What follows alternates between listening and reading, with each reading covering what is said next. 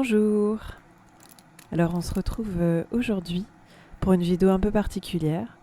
J'avais envie de vous emmener avec moi dans une petite session de coloriage où je vous raconte ma relation avec le coloriage, qu'est-ce que j'aime et peut-être qu'est-ce qui pourrait vous faire aimer le coloriage. Alors tout d'abord, il y a le fait de prendre un moment pour soi.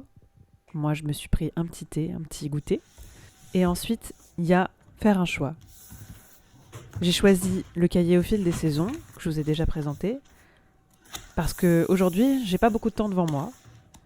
Et c'est pas grave. Je préfère prendre 20 minutes plutôt que zéro, même parfois 5. Il faut se dire que c'est toujours mieux que rien. Et là, je me laisse guider. C'est le printemps, j'ai envie de quelque chose de frais, de coloré. Et c'est très agréable de pouvoir se dire que tout ce qu'on a à choisir ici, c'est quelque chose qui nous plaît. C'est quelque chose qui visuellement nous fait du bien, sans réfléchir. Alors je sais qu'on commence pas tous un coloriage comme ça, il y en a qui choisissent au hasard une page et qui se laissent aller par le mystère. Moi j'avoue que j'aime bien connaître le résultat en avance, savoir en tout cas plus ou moins à quoi ça va ressembler, et puis ensuite fermer la page des résultats pour découvrir le dessin au fil de l'eau. À nouveau, pour commencer, il y a le choix des couleurs, le choix des feutres, si vous en avez plusieurs. Et c'est un exercice que j'aime beaucoup, parce que comme le choix du dessin, c'est plus de l'intuition, de la recherche aussi, puisqu'on va pouvoir comparer les couleurs, et essayer de trouver celle qui se rapproche le plus de ce qu'on nous demande. Mais voilà, il n'y a pas ce syndrome de la page blanche que je peux ressentir par exemple quand je fais du dessin sur une feuille blanche où je ne sais pas forcément vers quelle couleur je vais aller, est-ce que ces couleurs-là vont bien s'assembler. Là, j'ai pas ces questions-là et je me laisse tout simplement porter par les directions du cahier. Alors là, comme vous l'avez vu, j'ai changé de couleur.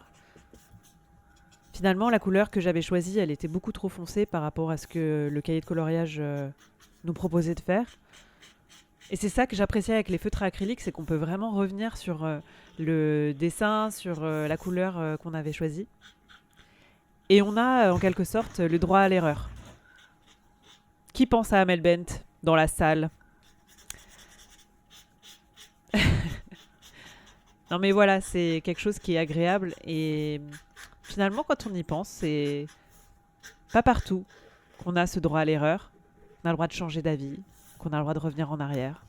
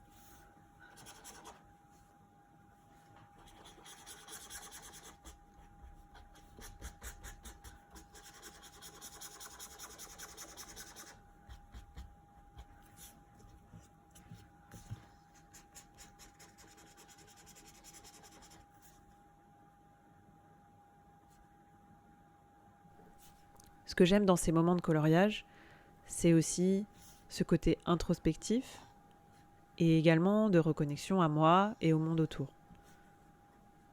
Pour une fois, là, j'avais décidé de ne pas écouter ni de musique, ni de podcast, vraiment d'être dans un silence total, juste le bruit du feutre contre la page et écouter ce qui se passe autour. J'ai eu la chance d'entendre des oiseaux qui chantaient dehors, apprécier ce rayon de soleil sur ma page, faire une chose à la fois, tranquillement, penser à ci, à ça, oublier. Plus ni rien n'a vraiment d'importance quand on colorie. C'est un peu comme une petite pause qui peut paraître puérile, qui peut paraître infantile, mais une pause parmi les responsabilités, la vie d'adulte, qui parfois peut être pénible, angoissante, fatigante.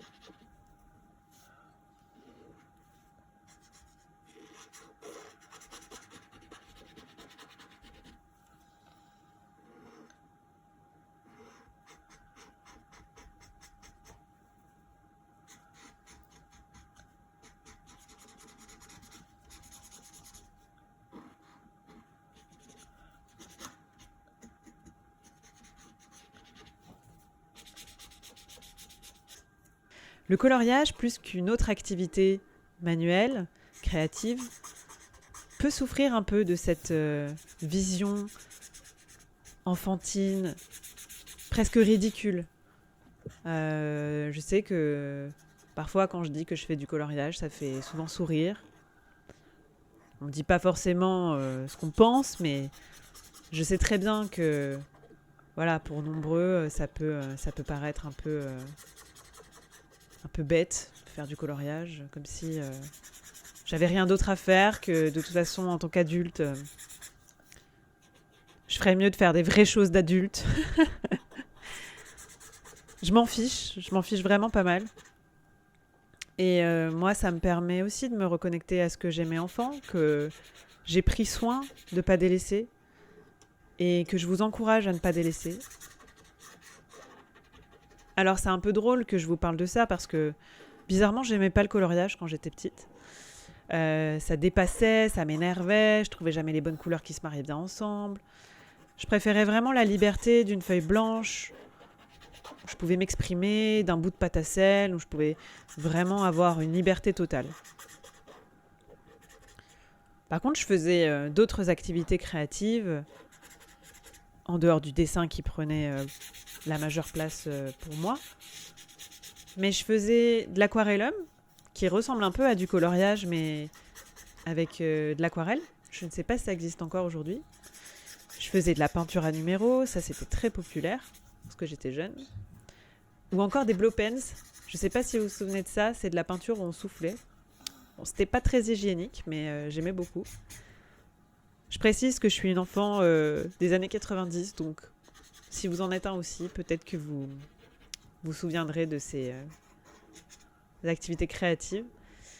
Ensuite, quand j'ai grandi, il y a eu une vraie mode du scrapbooking, auquel je me suis mis aussi. Je faisais également du journaling. J'ai toujours essayé de garder quelque chose de créatif dans mon quotidien. Alors bien sûr, c'était beaucoup plus simple lorsque j'étais enfant. C'est des choses que j'ai pu délaisser un petit peu plus dans ma vie d'ado. Et puis ensuite, j'ai fait des études artistiques où là, c'était presque un trop-plein de recherche, de production, qui m'a presque mené jusqu'à en avoir trop fait. Si ça vous intéresse un jour d'ailleurs, je pourrais vous en parler. Mes études, mon travail, etc. Mais bon, on n'est pas là pour ça. Et puis, lorsque j'ai fini mes études et que j'ai commencé à travailler, voilà, j'avais des horaires de bureau classiques. Et bien là, c'était pareil. Le soir, j'étais fatiguée. Les week-ends, j'avais pas envie. J'avais bien d'autres choses à faire. Et comme beaucoup, le confinement m'a permis de renouer avec ça. De renouer, bien sûr, avec le dessin, qui était ma première passion, mais aussi avec l'écriture, la lecture, plein d'autres hobbies que j'avais délaissés avec le temps et avec le quotidien. Et je voulais d'ailleurs vous mentionner l'importance d'avoir un hobby, parce que ça vous permet de vous détendre, de développer votre créativité, de mieux vous connaître. Et je vous linkerai dans la description un très bon podcast que j'ai écouté sur le sujet. Et comme je vous disais au début de la vidéo, vous n'avez pas besoin d'avoir 1 heure, 2 heures devant vous par jour. Vous pouvez cultiver un hobby, sans même que ce soit un hobby, tout simplement une activité qui vous fait du bien. Au quotidien, il faut réussir, bien sûr, à trouver le temps. On a l'impression qu'on ne l'a pas toujours. Mais à vrai dire, il faut surtout se le donner. Je m'en suis moi-même donné, je m'en suis offert. Et souvent, on s'en donne à la place d'autre chose.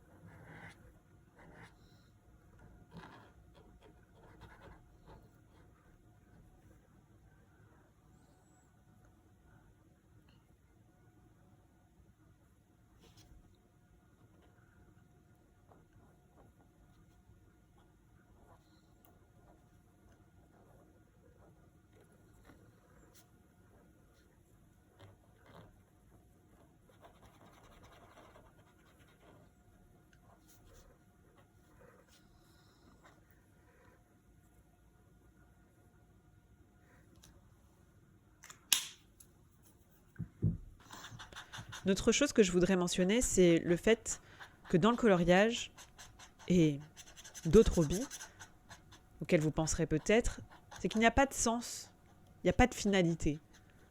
On n'attend pas d'avoir des résultats, on n'attend pas qu'il y ait quelque chose qu'on va produire avec ça.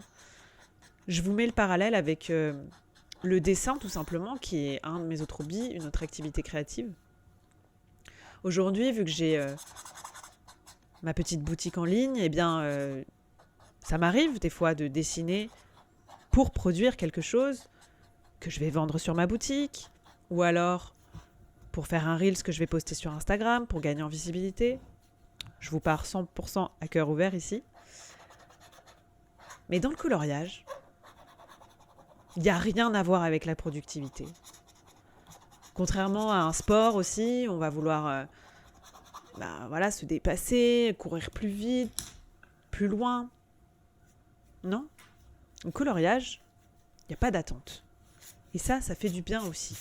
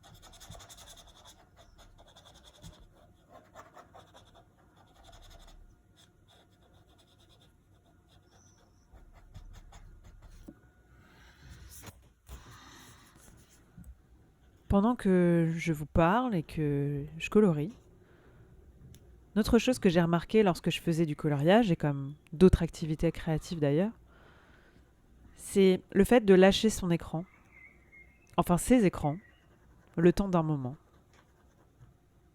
Le temps de 5, 20, parfois 1 heure, parfois même 3 heures pour certains coloriages que j'ai pu faire. J'ai pas touché mon téléphone.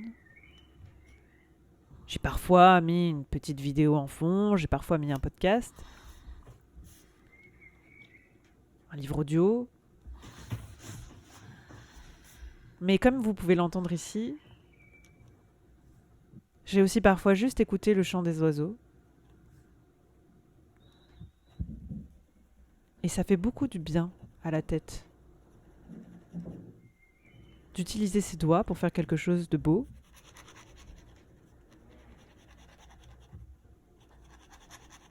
Et de couper avec le monde.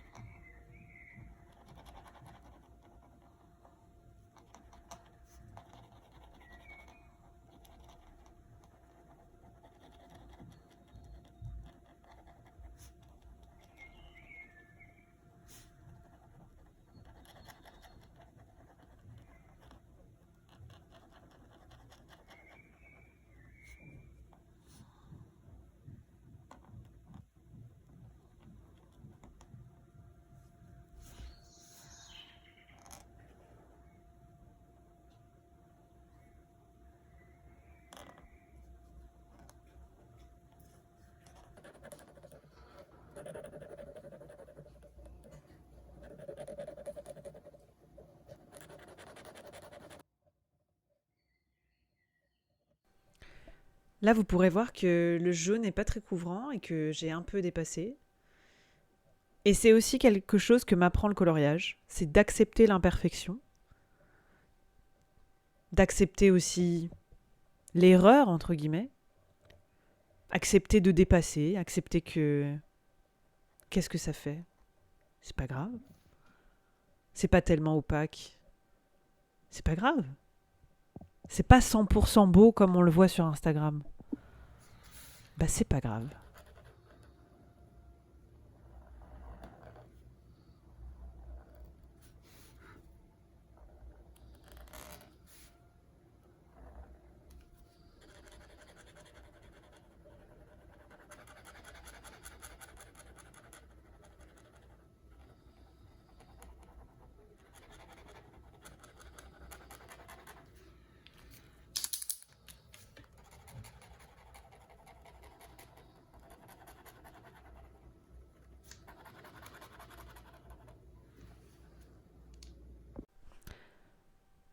Voyez par ici, j'avais commencé à colorier avec une couleur rose. Finalement, ça me plaisait pas, c'était pas assez opaque.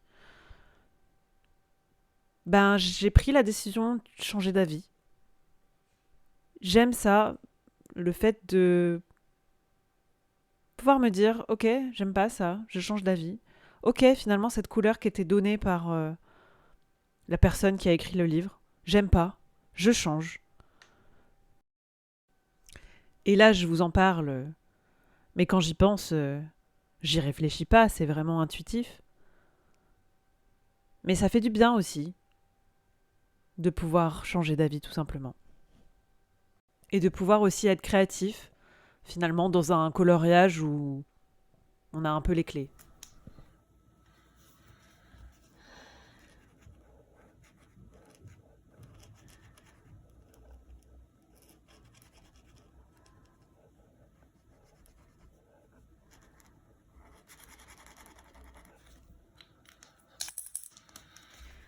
Et plus le dessin avance, plus il est agréable de simplement apprécier la beauté d'une chose.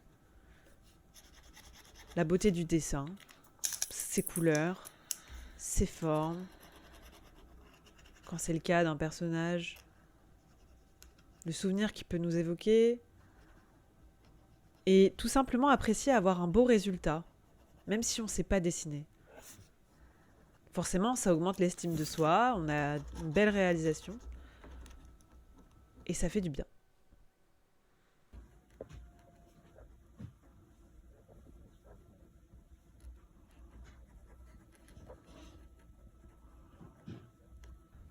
Alors c'est avec ces derniers coups de crayon que je vous laisse. Je vous dis au revoir. Je vous remercie d'avoir regardé cette vidéo. J'espère qu'elle vous a parlé. Et surtout, je vous dis à bientôt pour de nouveaux coloriages. Bye.